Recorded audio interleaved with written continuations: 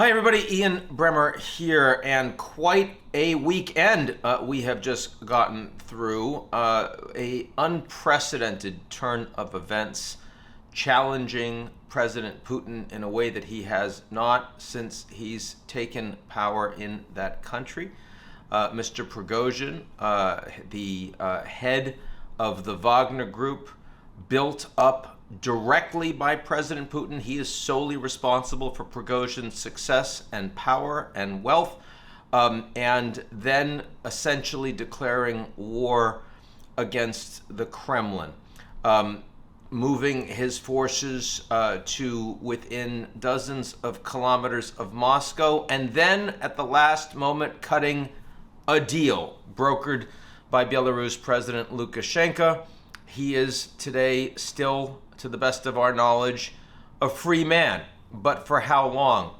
It's hard to imagine that's sustainable.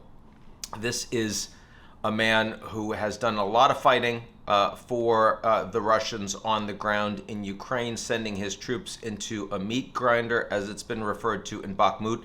Some of the only territorial gains that the Russians have had in the last 6 months, lionized for that by Russian state media on billboards across the country over the past months, but also increasingly insubordinate, both in his public willingness to go after the Ministry of Defense, the forces, the command structure on the ground, and in particular, Minister of Defense Sergei Shoigu.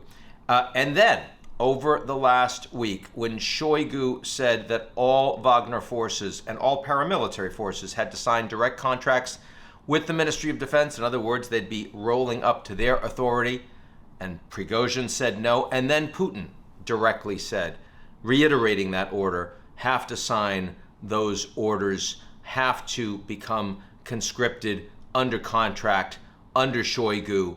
Prigozhin again said no, put him in an impossible situation. He was essentially dead man walking if he was going to say no, and he said no. Of course, he wasn't in much better of a situation if he said yes, because then those troops no longer report to him, and that is his power base.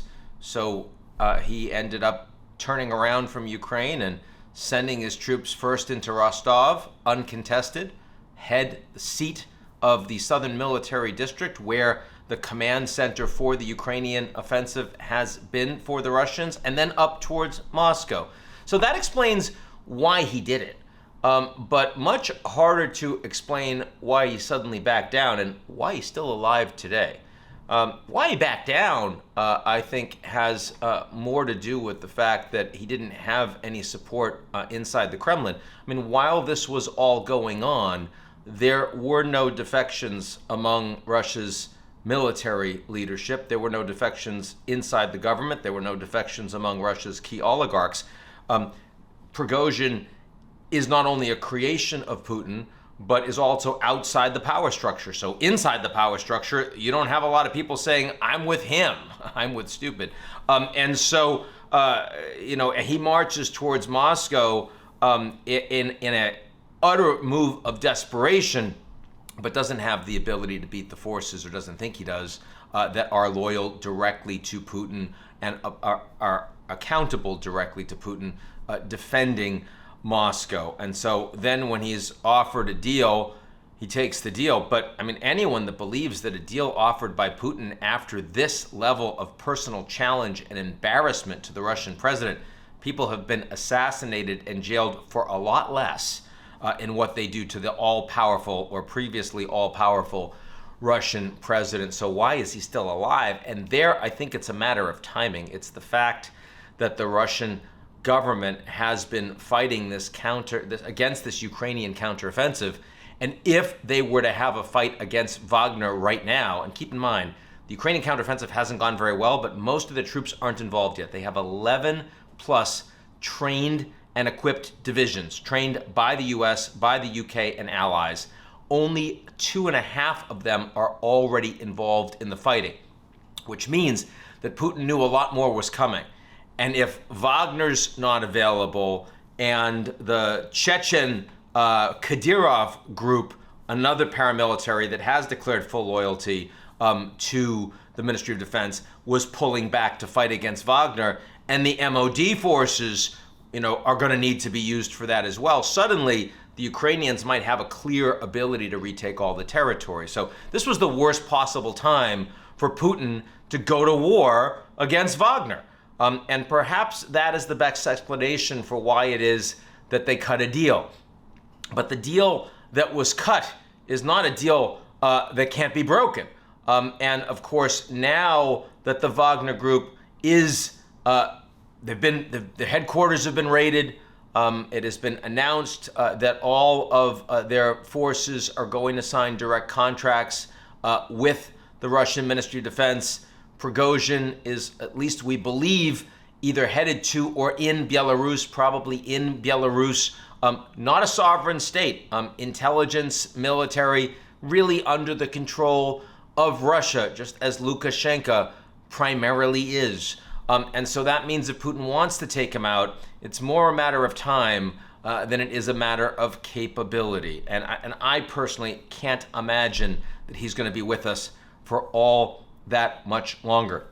But a lot of damage has been done. The fact that around the world, everyone has seen that when Putin has been challenged and challenged hard, that the Russian forces did not stand up to the Wagner forces until they got close to Moscow. And they also showed that at the last moment, Putin didn't use his forces against them, but instead let him walk away. That's a weakness for Putin internally. That is being seen by the Russian people. It's being seen by Russian military elites and others. It's also being seen by other countries around the world. The Chinese, supposed to be Russia's best friend, they didn't provide any military support for Putin when he was at his moment of greatest need. The Kazakhs, Russia sent over 2,000 paramilitary forces, parachutists and others into Kazakhstan over a year ago, before the Ukraine war was launched, because a coup occurred against President Tokayev. He really appreciated that support. He's there today because of that support.